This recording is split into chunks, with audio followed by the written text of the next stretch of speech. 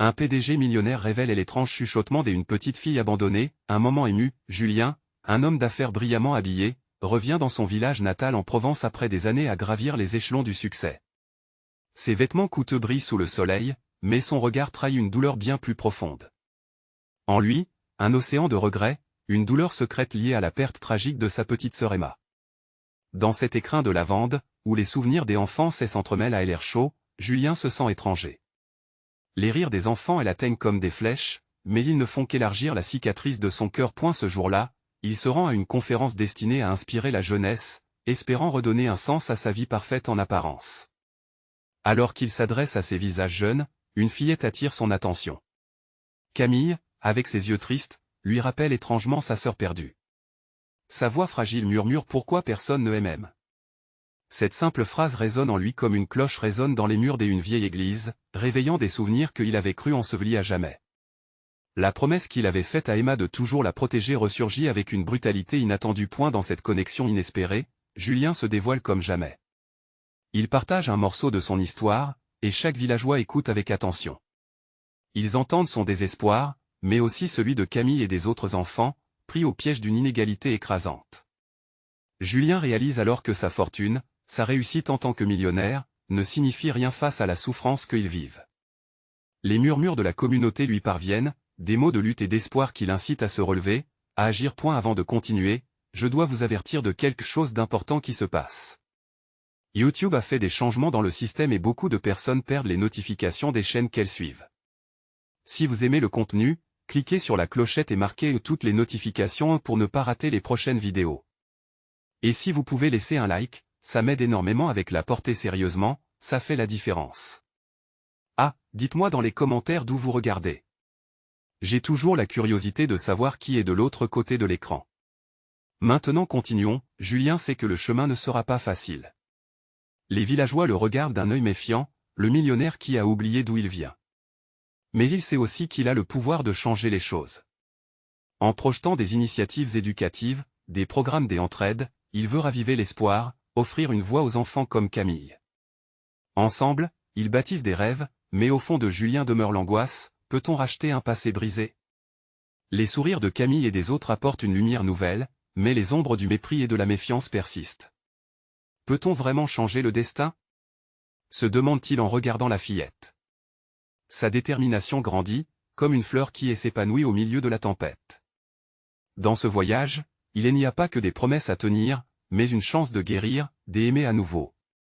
Alors qu'il commence à tracer son chemin pour panser les blessures des autres, il réalise que le véritable succès réside dans les liens tissés avec ceux qu'il a tant oubliés. Julien sait qu'il doit avancer, mais chaque pas lui rappelle le silence de sa sœur.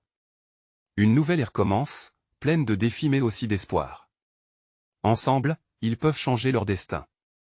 Le murmure de Camille devient un cri d'espoir. Pourquoi personne ne m'aime?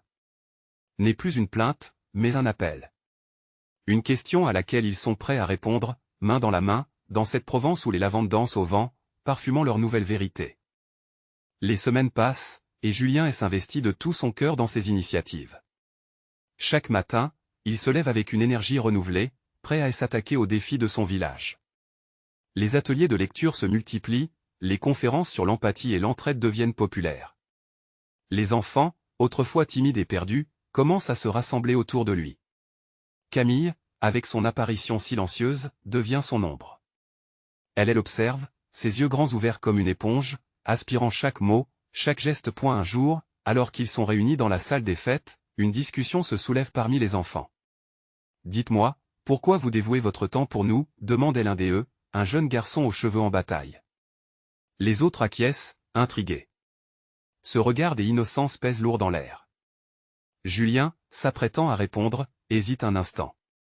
La voix de sa sœur, résonnant comme un écho, lui murmure de ne pas fuir. Il prend une profonde inspiration, conscient qu'il ne peut plus dissimuler son passé. Je viens d'un endroit où l'on oublie souvent les gens que l'on aime, où l'argent prend le pas sur les émotions.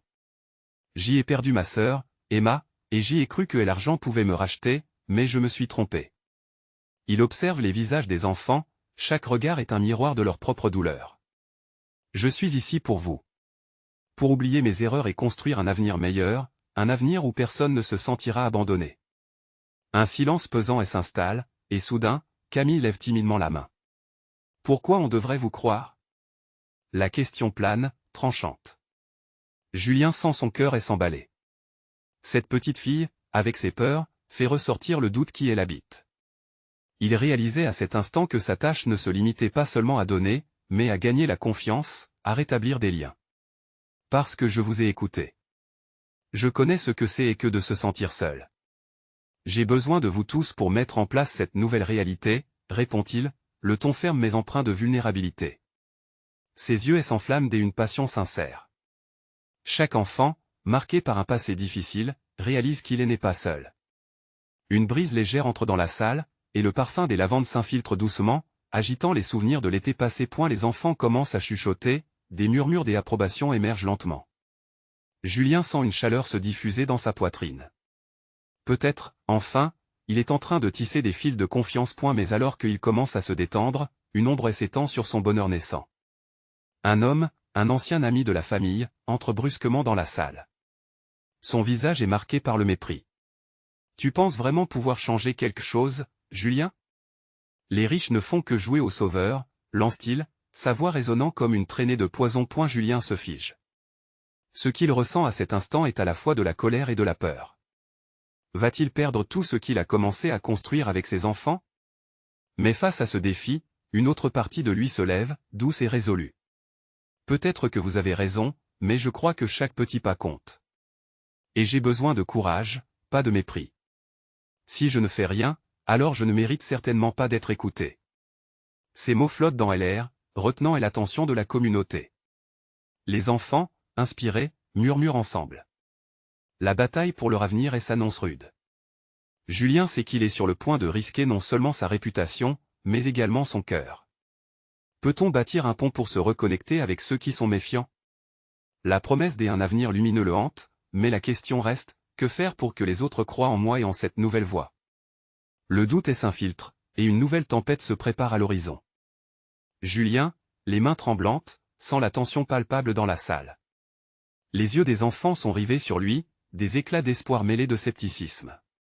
Il sait que cet homme, avec ses mots venimeux, représente une partie du monde dont il souhaitait s'éloigner, mais qui semble déterminé à le suivre comme une ombre persistante. Il se redresse, son esprit cherchant les mots justes, les mots qui pourraient transpercer le brouillard de méfiance.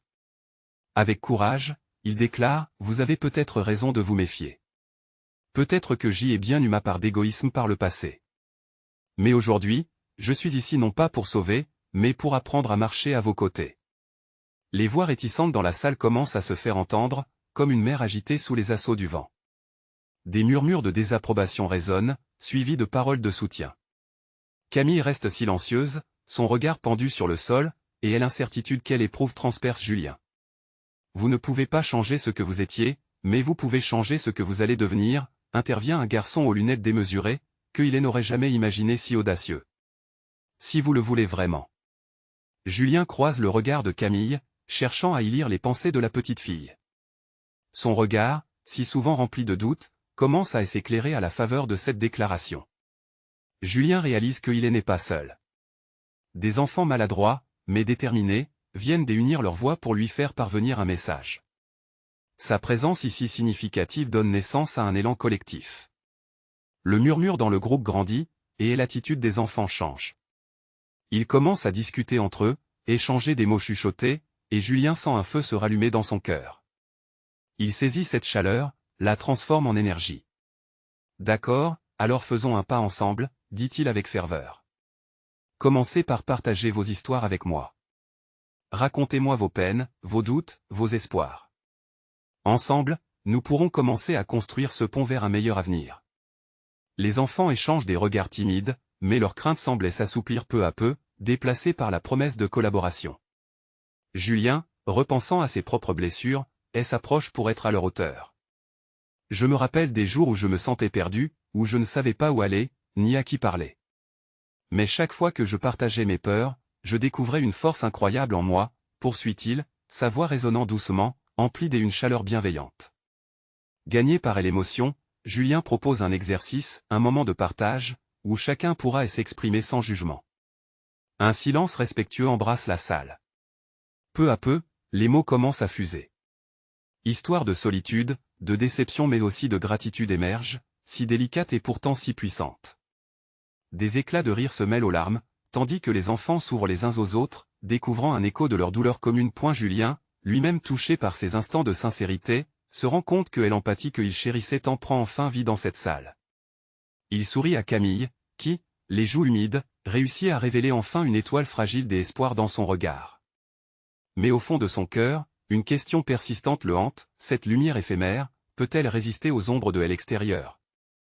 L'ombre de l'homme méprisant flotte toujours, un rappel constant que le chemin de la rédemption est semé des embûches. Alors que la discussion s'intensifie, une porte claque brusquement au loin. Un frisson des inquiétudes parcourt l'assemblée. Qu'est-ce qui se cache derrière cette porte? Julien, pour la première fois en des mois, ressent un mélange de peur et d'excitation. Est-il encore prêt à tout sacrifier pour cette nouvelle voie, malgré les obstacles qui s'annoncent? Julien sent un frisson glacé le parcourir lorsque le bruit de la porte résonne dans la salle. Les enfants, d'abord captivés par leur élan de partage, détournent maintenant leur attention vers cette interruption. Leurs visages, si brillants d'espoir, se figent en anticipation. Puis, lentement, le silence retombe, pesant comme une chape de plomb. La porte s'ouvre lentement, laissant apparaître une silhouette familière. C'est l'éducateur, un homme au port raide, dont le regard scrutateur cherche immédiatement Julien. Ce dernier sent son cœur battre plus fort, un mélange de culpabilité et de crainte l'envahissant. « Qu'est-ce qui se passe ici ?» demande l'éducateur d'une voix tranchante, interrompant l'atmosphère fragile tissée par les histoires partagées. Les enfants, des ordinaires si bavards, se replient sous ce regard. Camille fait un pas en arrière, son sourire lumineux se fane, et une ombre assombrit sa petite figure. « Nous étions juste en train de discuter », commence Julien, tentant de garder son calme. « Discuter ? Vous pensez qu'un tel groupe a le droit de discuter de choses qui ne les regardent pas ?» s'exclame l'éducateur, prenant de l'assurance dans son ton. Julien sent la colère bouillonner en lui, mais il sait qu'être réactif ne fera qu'empirer la situation. Il reprend son souffle, décide de ne pas baisser la tête et dit doucement « Nous parlons de nos histoires, de nos peurs. C'est un moment de partage, un moment qui nous unit tous. » L'éducateur le fixe, un mélange de confusion et de défi dans son regard. Il semble hésitant, troublé par cette idée d'ouverture. Pourquoi cette vulnérabilité n'est-elle pas menacée? Pourquoi ces enfants, des habitudes si fermées, se montrent-ils si réceptifs? Vous ne pouvez pas jouer avec leurs émotions comme ça. Lance-t-il finalement, son ton plus sec que jamais. Les enfants, se voyant vus et entendus, commencent à réagir. Un garçon aux cheveux ébouriffés se lève d'un coup. « Mais on a besoin de parler, monsieur. On a besoin de dire ce que l'on ressent. » Julien se tourne vers lui, son cœur se réchauffe à la force de sa voix. Les murmures d'approbation s'élèvent parmi les enfants. Une fille aux couettes, timide jusqu'ici, s'avance aussi. « Oui, on a le droit de partager. Ce n'est pas juste de nous en empêcher. » Julien se sent plus fort, comme s'il avait ouvert une brèche dans les murs de cette salle. Il se tourne une nouvelle fois vers l'éducateur, déterminé à défendre leur espace de sécurité mais conscient que chaque mot compte. « Je sais que ma présence ici n'a pas été simple à accepter. Mais plus je les écoute, plus je vois des êtres pleins des histoires tout aussi valables que les nôtres. » L'éducateur semble se battre entre ses préjugés, mais le tumulte des enfants commence à le mettre à mal. Julien ressent une vague d'espoir. Peut-être que ce moment pourrait changer quelque chose, améliorer leur situation, voire briser le cycle de méfiance et de peur. Alors que la tension monte dans la pièce, une voix douce s'élève soudainement. Camille, le cœur battant, reprend la parole, ses yeux brillants déterminés. « Moi, je veux parler de ce que je ressens, et je ne veux plus avoir peur. » Ces paroles résonnent comme un coup de tonnerre, frappant le cœur même de l'assemblée. Les enfants, encouragés par son courage, reprennent leur souffle, pulsant une nouvelle énergie. Julien, témoin de ce moment de vérité, se sent ému, mais une question le hante, est-ce que cela sera suffisant pour renverser les murs qu'on construit autour d'eux depuis si longtemps? Alors que le regard de l'éducateur change, oscillant entre inquiétude et compassion, une lueur d'espoir s'allume dans l'esprit de Julien. Mais l'échappatoire qu'ils espèrent est-elle vraiment à portée de main? Il sait maintenant qu'il doit agir et que le moment crucial arrive. Une alliance improbable pourrait-elle naître dans cette salle? La promesse d'une nouvelle dynamique est suspendue dans l'air. Le frisson de l'incertitude le saisit de nouveau. Quel choix fera l'éducateur? Restera-t-il enfermé dans ses idées préconçues ou cédera-t-il à cette soudaine vague d'authenticité? Dans cette dynamique délicate, un choix peut bouleverser le cours de leur destin. Et dans ce vide que laisse le suspense, une nouvelle question émerge, qui, en fin de compte, va décider du futur de ces enfants et de leur quête incessante des acceptations? L'atmosphère dans la salle était devenue électrique, chaque enfant retenant son souffle, et l'éducateur semblant suspicieux mais intrigué. Julien vit les sourcils de l'éducateur se froncer davantage, mais au fond de lui, un changement s'opérait. Il était cette figure d'autorité, mais en ce moment, il semblait perdre un peu de sa puissance. Camille, toujours debout, se tenait ferme, son regard rivé sur l'éducateur. « Pourquoi avez-vous si peur de notre parole » demanda-t-elle avec une fragilité mêlée de bravoure. C'était la première fois qu'elle prenait une telle position, et cela résonnait aux oreilles de Julien comme un appel à briser le silence. « Je ne crains pas vos paroles » balbutia l'éducateur, visiblement déstabilisé. « C'est l'ordre qui doit prévaloir ici. Je suis responsable de votre sécurité. » Ces mots, bien que pleins de bonnes intentions, semblaient vides à l'auditoire enfantin qui désirait ardemment être entendu. Julien ne pouvait pas laisser passer cette occasion. La sécurité ne se résume pas à ne pas laisser parler les enfants, dit-il, sa voix s'affermissant. La sécurité, c'est aussi leur permettre de s'exprimer, de partager leurs peurs et leurs rêves. Voici un espace où chacun peut être soi-même. Les enfants, à travers leurs expressions, montraient leur compréhension, leur besoin de cet échange. Une fille aux grandes lunettes cria même « Oui. On veut raconter nos histoires. » Chaque mot prononcé était comme une plume ajoutée au poids du silence, le soulevant doucement. Et l'éducateur se gratta la tête, une lueur de confusion dans ses yeux. Ce n'était pas ce qu'il avait prévu. Les enfants ne devraient pas être capables de remettre en question son autorité. Il jeta un coup d'œil autour de lui, s'apercevant à quel point son défi était fragile. Qui aurait cru qu'une simple lecture des histoires réunirait tant d'émotions? Un garçon, son voisin, murmura à voix basse, « S'il vous plaît, monsieur, écoutez-nous. Nous ne voulons pas que nos histoires soient étouffées. » La détermination de ces enfants frappait fort, et peu à peu, Julien sentait des fissures se former dans la façade imposante de l'éducateur. « Et si, juste pour une fois, nous faisions ce que nous devons faire ensemble ?» ajouta Julien, s'adressant à l'éducateur avec un mélange de respect et de fermeté. « Peut-être que c'est exactement ce dont vous et nous avons besoin. » Un silence travaillait l'assemblée. Julien pouvait presque entendre le battement de son propre cœur, tandis que les enfants fixaient l'éducateur, espérant. La tension était palpable. Comme pour souligner cette stagnation résiliente, une larme coula sur la joue de Camille. Elle essuya yeux brillants, mais maintenant, son regard était celui d'une guerrière. « Je veux juste être entendue, comme vous, comme tout le monde. Nous avons tous peur, mais nous avons aussi de l'espoir. » C'était un moment de pure authenticité. La pièce tremblait sous le poids de cette vulnérabilité partagée. Les murs de l'indifférence se fissuraient lentement, mais était-ce suffisant pour libérer leur voix? L'éducateur semblait en proie à un combat intérieur, hésitant entre sa responsabilité et ce qu'il voyait devant lui. Julien attendait avec impatience la réaction de l'éducateur, ressentant que tout reposait sur des mots non prononcés.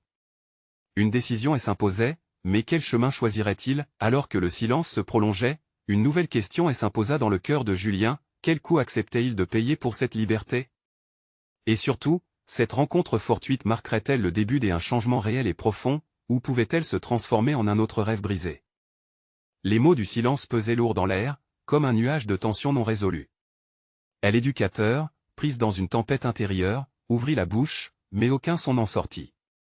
Julien pouvait ressentir la lutte qui se jouait derrière ses yeux, mélange de culpabilité et d'empathie. Camille, toujours les larmes aux yeux, s'avança d'un pas, la voix tremblante mais ferme. « Votre défi n'est pas contre nous, mais pour nous, n'est-ce pas ?» Cette question était comme une flèche, visant en plein cœur de l'hésitation de l'éducateur. Les enfants autour de lui retinrent leur souffle, leurs espoirs suspendus à un fil. Un murmure résonna dans la salle, « Allez, disons quelque chose. » Ce fut un autre enfant qui parla, mettant en lumière le besoin collectif d'expression. Julien se tenait là, observant, l'angoisse dans la poitrine, mais aussi une flamme d'espoir.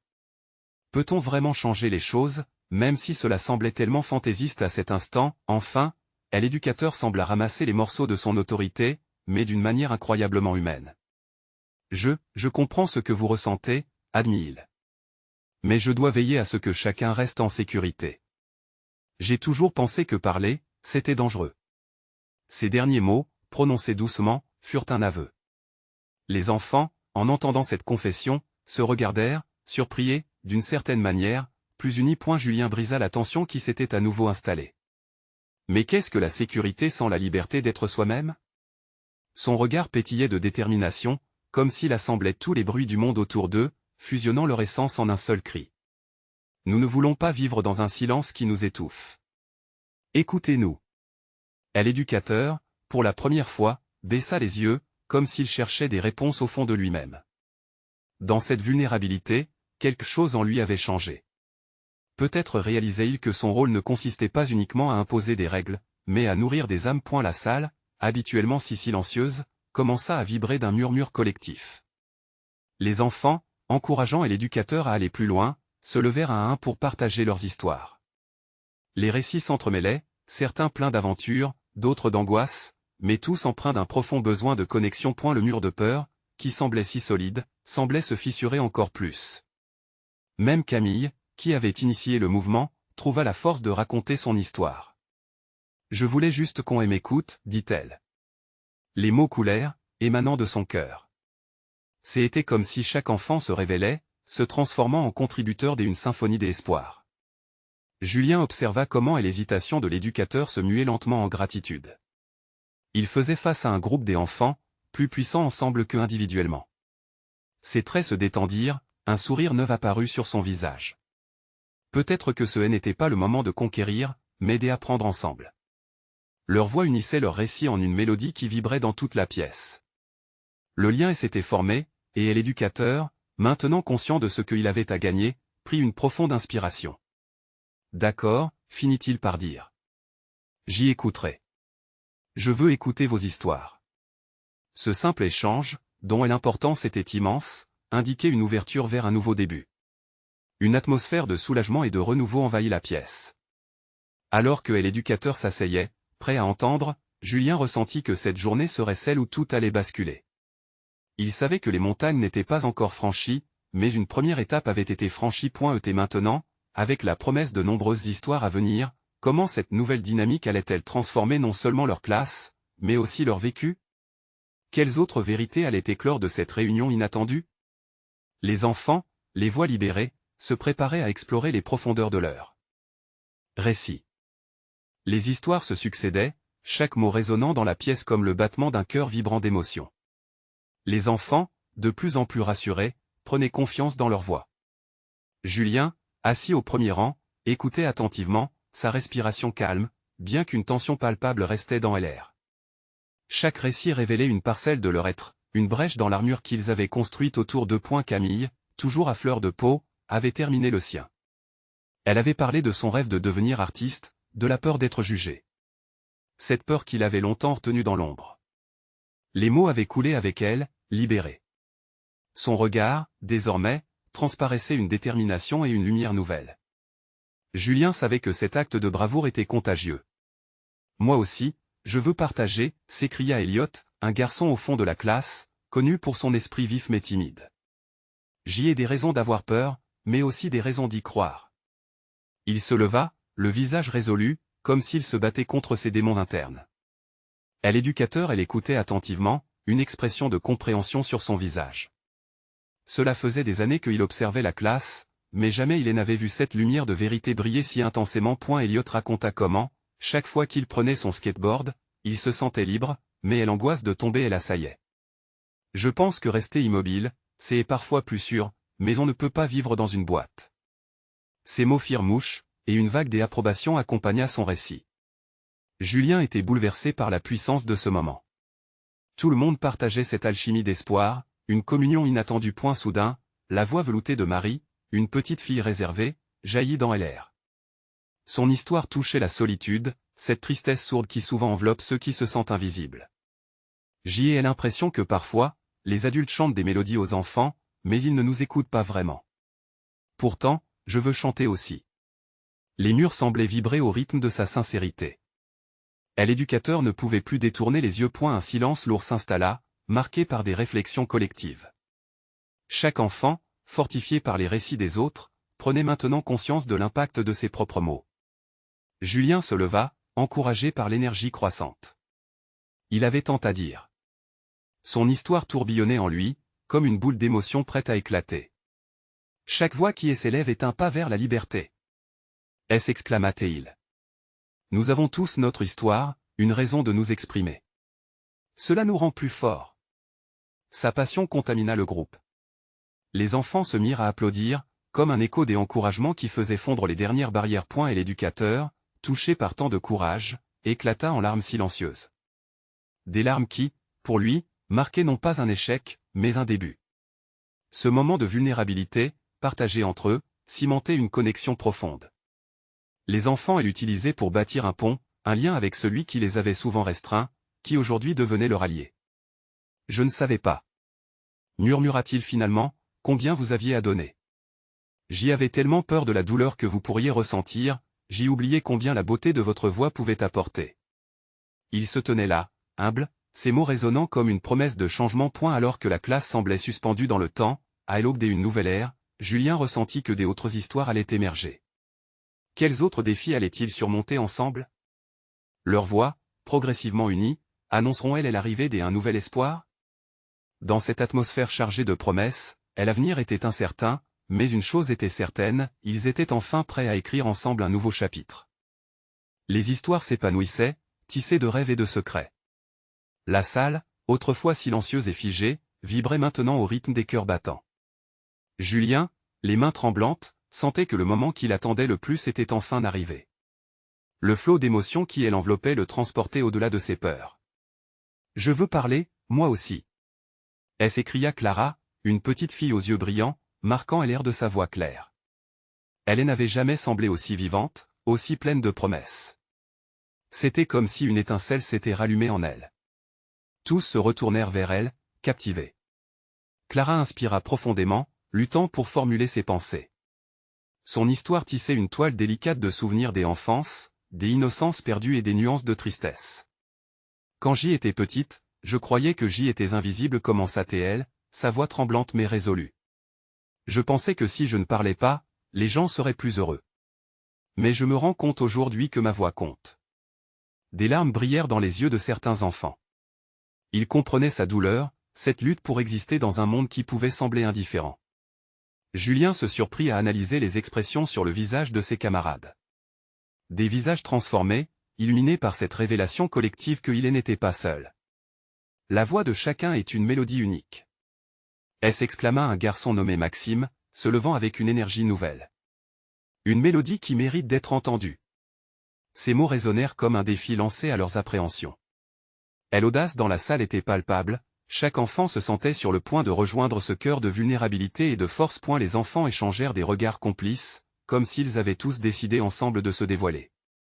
Les mains se levèrent, soulignant le besoin urgent de partager, de se libérer. Un à un, ils prenaient la parole, tous témoignant de leur propre combat, transformant les doutes en puissance. Leurs histoires, tour à tour teintées de rire et de larmes, résonnaient dans l'air. L'éducateur, ébloui, notait chaque mot, conscient que ces récits étaient autant de clés pour ouvrir les portes de leur avenir. Mais au fond de lui, une autre question germait, comment aider ces enfants à transformer leurs histoires en actions et rêves concrets? Julien, inspiré par la bravoure des autres, reprit la parole. Nous devons tous nous promettre de soutenir nos rêves. S'écria-t-il. Nous ne devons pas juste parler, mais agir, comme des jardiniers de nos propres vies, cultivant chaque idée, chaque espoir. Les visages s'éclairèrent, ou plutôt, fleurirent d'une détermination nouvelle, comme des bourgeons sur le point d'éclore. À un même moment, l'éducateur leva les yeux, émerveillé par cette créativité qui s'épanouissait sous ses yeux. Jamais il n'aurait imaginé qu'en permettant aux enfants de partager leurs histoires, ils pourraient catalyser un tel élan de solidarité et d'amour. Enfin, alors que le rythme de leur voix s'amplifiait et que l'énergie de la pièce atteignait son paroxysme, une pensée surgit dans l'esprit de chacun, mais que se passera-t-il après ce moment de lumière? Est-ce que cette énergie pourra perdurer? Cet instant partagé en appellerait d'autres. Ce mouvement d'espoir allait-il se transformer en une dynamique de changement véritable, ou s'éteindrait-il face aux réalités du monde extérieur? Alors que chacun se tenait là, prêt à se battre pour ses rêves, la question flottait, était-il assez fort ensemble pour affronter la tempête à venir? L'énergie dans la salle était palpable, une tension délicieuse entre l'espoir et l'incertitude. Chaque enfant, les yeux brillants d'une détermination nouvelle, se sentait à la fois vulnérable et puissant. Julien, le cœur battant, pouvait sentir cette force collective les lier, telle une corde invisible. Il s'interrogeait, pourtant, sur la suite des événements. Comment transformer cette étincelle en un feu ardent capable de dévorer les ombres de l'incertitude? Clara, toujours au centre de l'attention, avait un visage illuminé par une inspiration. Son regard passait de Julien à ses amis, comme si elle pesait le poids de leur enthousiasme. « Et si on écrivait nos histoires ?» proposa-t-elle d'une voix frémissante d'excitation. « On pourrait les partager avec le monde. » Un murmure approbateur parcourut la salle, comme des vagues sur la plage. Maxime hausse les épaules, passant d'un bras à l'autre avec hésitation. « Mais que est-ce que les gens penseront ? On est juste des enfants avec des rêves, rétorqua Clara, l'énergie de son discours galvanisant tous ceux qui l'écoutaient. Si nos histoires peuvent inspirer ne serait-ce qu'une seule personne, alors ça en vaut la peine. Julien hocha la tête, saisissant la profondeur des mots de Clara. Chaque voix était essentielle, une ode à la résilience. Les autres enfants se mirent à discuter avec ferveur, imaginant comment chacun d'eux pourrait contribuer à ce projet. Les idées fusaient, certaines loufoques, d'autres brillantes. Une pièce de théâtre, un livre illustré, des poèmes à faire entendre. Mais, alors que l'excitation grandissait, une voix plus sombre émergea, celle de Sofiane, un jeune garçon plus réservé. Et si notre histoire ne plaisait pas? Si personne ne nous écoutait? Ces mots, simples mais percutants, firent retomber un peu l'enthousiasme ambiant. Les visages se renfrognèrent, plongés dans une soudaine réflexion. Julien, sentant le besoin d'apaiser les craintes, se leva. « Écoutez pas, tout le monde va aimer ce que nous faisons, mais ça ne doit pas nous empêcher de le faire. Nous devons le faire pour nous, pour montrer au monde que nous existons. Chaque critique peut nous aider à grandir. » Légèrement rassurés, les enfants se regardèrent, luttant contre leurs doutes. La voix de Julien avait brisé le mur de la peur, révélant le potentiel caché sous les frissons des anxiétés. Inspirés, ils commencèrent à formuler un plan d'action, dessinant une carte de leurs rêves sur des feuilles volantes. Peu à peu, la détermination remplaça l'angoisse. Les rires résonnaient à nouveau, et un buzz d'excitation remplaça le silence tendu. Les enfants se levèrent pour s'entourer, formant un cercle. « Ensemble !» crièrent-ils à l'unisson. Cette promesse scellait leur volonté de partager leurs histoires avec le monde, défiant ainsi les doutes qui les assaillaient. Alors que le rassemblement se dissipait, une brise douce entra dans la pièce, portant avec elle un parfum de changement. Chaque enfant savait maintenant que les mots qu'ils allaient écrire pourraient ouvrir des portes, encourager le dialogue. En chacun d'eux, une conviction était née, la force du collectif pourrait les mener là où chacun d'eux avait longtemps hésité à aller seul. Julien, observant tout cela, ressentait une vague de tendresse pour ses camarades. Ils n'étaient plus seulement des enfants perdus dans leur peur, mais des architectes d'un avenir où chaque voix comptait. Mais une question persistait dans son esprit, comment concrétiser ce rêve collectif face aux obstacles du monde extérieur? Le passage vers un monde plus grand, plus audacieux, était encore incertain. Mais l'embrasement des cœurs était là. À travers leurs histoires, seraient-ils vraiment capables de défier la tempête qui se profilait? La lumière du jour tamisée à travers les fenêtres illumina la salle, mais l'obscurité continuait de planer à l'extérieur. Était-ce un symbole? Il y avait tant de choses à découvrir, tant de luttes à mener. La prochaine étape de leur voyage se dessinerait-elle à la lumière d'une compréhension partagée, ou serait-il freiné par la peur de l'inconnu? Julien se tenait au milieu de la salle des fêtes, son cœur battant à tout rompre. Les révélations des enfants, leur courage éclatant, lui insufflaient une force qu'il n'avait jamais soupçonnée. Un rendez-vous d'histoires tissées ensemble, un défi jeté à la face du monde. La lumière dansait des fenêtres et s'entrelaçait avec les voix des enfants, claquant comme des drapeaux au vent du changement. Alors, que allons-nous faire? Demanda Camille en levant les yeux vers ses camarades. Écrire. S'exclama Maxime, son visage illuminé par l'excitation. Les enfants se mirent à discuter frénétiquement de leurs idées, une myriade de voix, chacun nourrissant le feu d'une ambition partagée. Julien, devant ce spectacle vivant, ressentit une vague de gratitude. Ces enfants n'étaient pas seulement des victimes des circonstances, mais des créateurs de leur avenir. Ils savaient déjà qu'il allait s'investir pleinement dans ce projet. Jour après jour, ils se retrouvèrent dans la salle des fêtes. Julien organisait des ateliers. Ils apprenaient à écrire, à exprimer leurs pensées, à transformer leurs peurs en mots. Chaque élève lisait sa propre histoire, partageant des rires, des larmes et des révélations.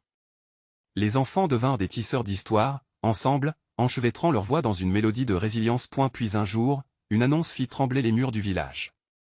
Une exposition de leur œuvre serait organisée. Leurs livres, contenant leurs récits, seraient publiés. L'excitation était à son comble, mais une fatigue sourde se glissa dans le cœur de Julien. Les doutes l'assaillaient. Ces voix collectives pourraient-elles réellement toucher ceux qui leur étaient indifférents auparavant? Les voix sceptiques s'étaient élevées, des murmures dans les ruelles. Que c'est un gamin de la vie? Avait lancé l'ancien ami de Julien lors d'un dîner. Cette insulte, un écho du passé, laissa une marque. Mais ce que Julien avait vu, c'était un changement. Les enfants s'unissaient, galvanisés par une vision plus grande que leur douleur individuelle. Le jour de l'exposition arriva. Les murs de la salle des fêtes brillèrent avec les mots des enfants, des histoires vibrantes remplissant l'espace. Julien, angoissé, regarda son reflet dans la vitre. À côté de lui, Camille quitta son recoin, la détermination illuminant son visage. « On est prêt, n'est-ce pas » dit-elle. Julien hocha la tête. Prêt. Alors que les gens affluaient, les enfants, dignes, lirent leurs histoires, transmettant courage et vulnérabilité. À la fin, une standing ovation éclata. Les visages des villageois étaient étrangement doux, un mélange de fierté et de respect. Une voix familière, l'éducateur, émergea dans la foule.